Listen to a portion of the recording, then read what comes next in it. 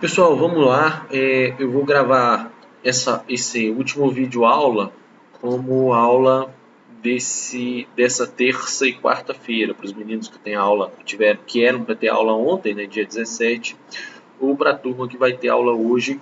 Esse é o último conteúdo da bioenergética. Então, eu tinha dito no vídeo anterior que eu encerraria, mas vou aproveitar para falar disso para a gente poder encerrar de fato essa unidade.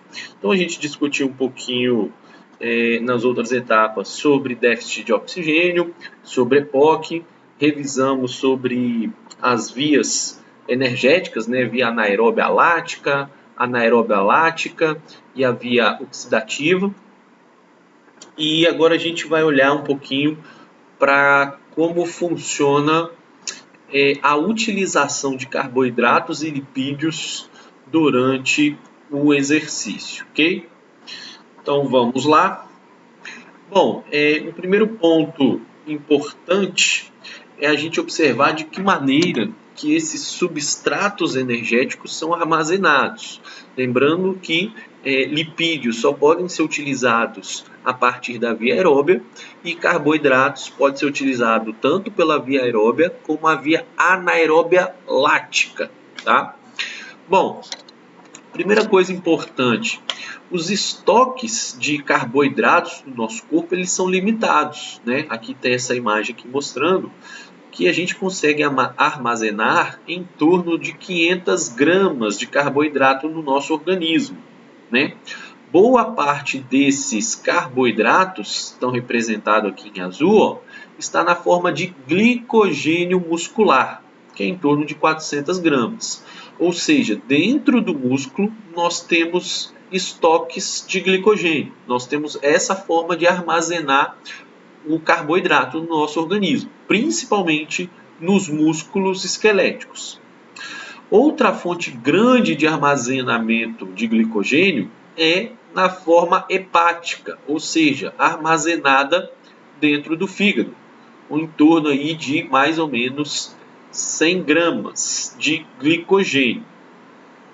E uma pequena parte dos carboidratos estão na forma de glicose na nossa corrente sanguínea, então glicose plasmática, certo? Então, por exemplo, quando a pessoa tem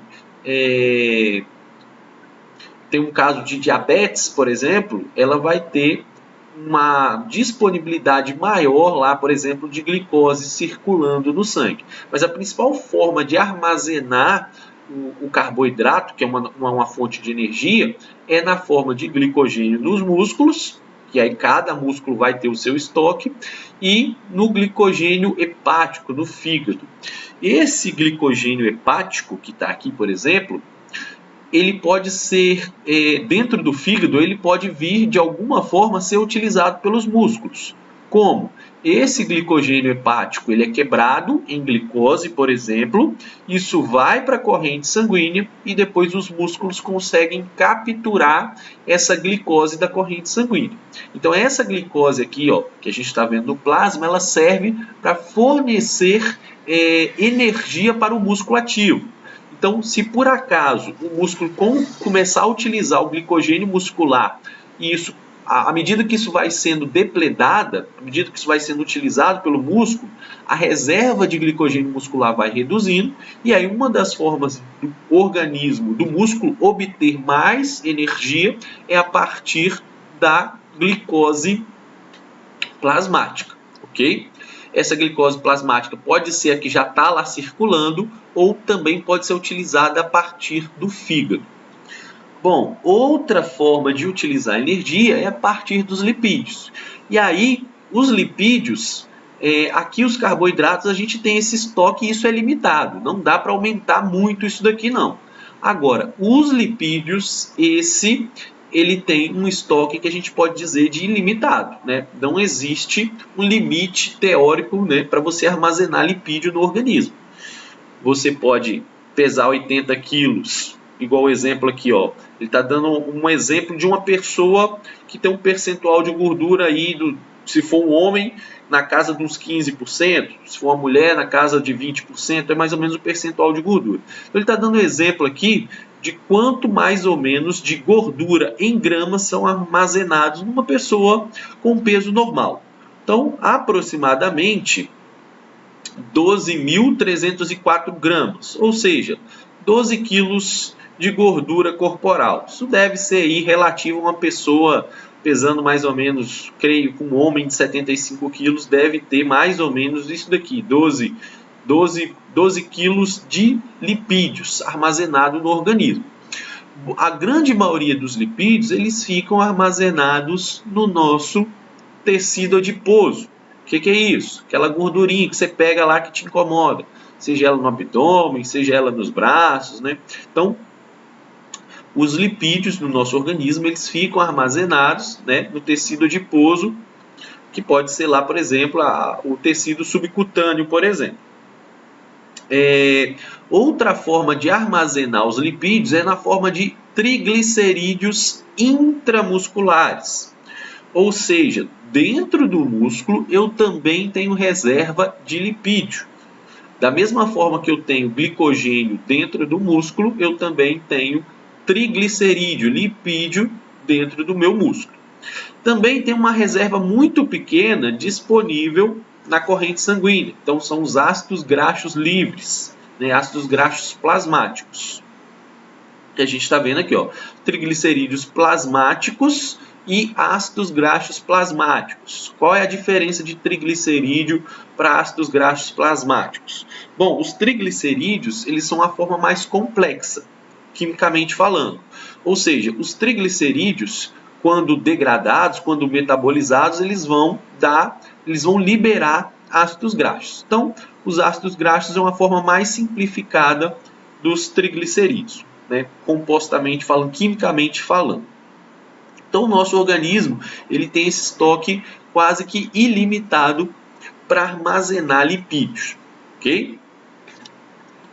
Vamos ver então como é que durante o exercício esses estoques são utilizados, ok? Opa, pulei um slide. Bom, então essa primeira imagem ele está falando da intensidade do exercício e seleção de substratos. Bom, a intensidade do exercício governa a contribuição da gordura para a mistura metabólica. Então aqui está mostrando, ó, o percentual de contribuição de 0 a 100 de diferentes substratos. O amarelo aqui é a proteína, o verde aqui é a glicose mais o glicogênio. Glicose pode ser plasmática na corrente sanguínea, ou glicogênio intramuscular, ou até mesmo hepático, que a gente está vendo de verdinho aqui, e o FAT aqui, que seria a utilização de lipídios, seja ele dentro do músculo, seja ele do tecido adiposo. Então, o que ele está mostrando? Que numa situação de repouso, por exemplo, repouso, eu imagino que vocês estão fazendo aí agora, me assistindo esse vídeo, né? Então, sentadinho aí, o que a gente observa? Nessa situação de repouso, a gente tem 60% de contribuição dos lipídios como fonte de energia, 35% dos carboidratos, glicose mais glicogênio, e de 2 a 5% das proteínas. Ou seja, numa situação de repouso, nós estamos utilizando mais lipídio como fonte de energia, mais lipídio do que carboidratos. Se você sai do repouso para uma atividade leve, o que seria uma atividade leve? Por exemplo, uma caminhada. Há uma tendência a diminuir a participação dos lipídios como fonte de energia e a aumentar a participação dos carboidratos como fonte de energia. Num exercício mais intenso, aí aqui são dados 2 exemplos de exercício intenso. Um exercício de sprints máximos, que a gente pode pensar aí numa corrida de 100 metros, 200 metros, ou numa atividade de alta intensidade, porém com uma duração um pouquinho maior. De repente, uma corrida a 20 minutos na maior intensidade possível. O que ele está mostrando? Se você faz uma atividade muito intensa, a contribuição de energia maior passa a ser dos carboidratos. E menor dos lipídios. Percebam que a utilização das proteínas ela muda muito pouco. Por quê? Proteína não é o principal recurso como fonte de energia do nosso organismo. Os principais substratos utilizados como fonte de energia são lipídios e carboidratos. Então, quanto mais intenso é o exercício, maior vai ser a contribuição dos carboidratos e menor vai ser a contribuição dos lipídios, isso durante o exercício. Isso significa que se você faz um exercício muito intenso, você não vai estar utilizando muito lipídio durante o exercício, pelo contrário, você vai estar utilizando mais carboidratos. E por que disso? Se vocês lembrarem daquela aula que eu falei sobre a mobilização dos substratos energéticos, deixa eu ver se eu acho aqui o slide, vou voltar aqui um pouquinho, acho que estava lá para trás. Tem uma aula lá do início que a gente comentou sobre as vias, né? Acho que esse slide aqui, ó, esse slide aqui representa muito bem. Então, eu tinha dito para vocês que quanto mais reações químicas houverem, mais lento vai ser esse fornecimento de energia. Então, por exemplo, quando você utiliza, se a gente concentrar nós só nesses dois aqui, ó, carboidratos e lipídios, as gorduras, para elas participarem da fase de produção de ATP lá dentro da mitocôndria, elas sofrem uma série de etapas. Então, por exemplo, a oxidação de lipídios, ela passa primeiro por um processo de beta-oxidação, até ela ser convertida lá naquela estrutura química chamada de acetil-CoA. Então, essa reação de beta-oxidação, ela faz com que a utilização de lipídios como fonte de energia seja mais demorada. Então, se você está fazendo um exercício mais intenso, você precisa que essa energia ela seja entregue de forma mais imediata. E aí, a utilização dos carboidratos, tanto pela via anaeróbia quanto pela via aeróbia, elas acontecem de forma mais imediata, mais rápida. Então, por isso que quanto mais intenso é o exercício, maior tende a ser a utilização dos carboidratos e menor a utilização dos lipídios. Ok? Então, voltando lá para o slide que a gente está comentando, é isso que a gente observa ali, né? Uma maior contribuição dos carboidratos e menor participação dos lipídios à medida que a intensidade do exercício vai aumentando. Em relação às proteínas, de modo geral, ela vai ficar aqui ó, sem grandes alterações, de 2 a 5% no repouso, podendo chegar até 5, 8% no exercício muito intenso, mas que também seja duradouro, né? Bom, como eu disse para vocês, os estoques de glicogênio eles podem vir de diferentes partes. Então, o que está mostrando nesse próximo slide? Vamos lá, está dizendo assim, ó, com o aumento da intensidade do exercício, aumenta também o uso absoluto de glicose e de glicogênio muscular, enquanto diminui a utilização de triglicerídeos musculares e de ácidos graxos plasmáticos.